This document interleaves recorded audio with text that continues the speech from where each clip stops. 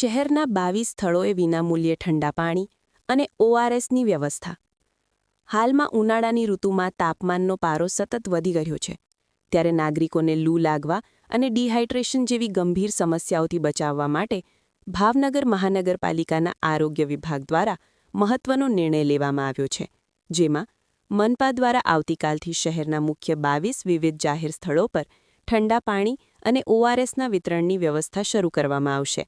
જેમાં Nilambaug circle, RTO circle, Sardarnagar circle, Ghogha circle, મહિલા college circle, Shivaji circle, Mantresh circle, top 3 circle,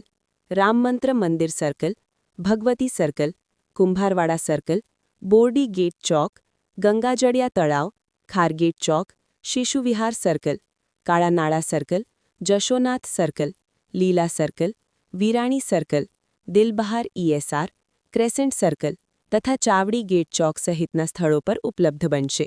મનપાના medical officer of health અને જનસંપર્ક અધિકારી દ્વારા લોકોને ગરમીમાં સાવચેત રહેવા અને જરૂર જણાયે આ સુવિધાનો લાભ લેવા અનુરોધ કરવામાં આવ્યો છે.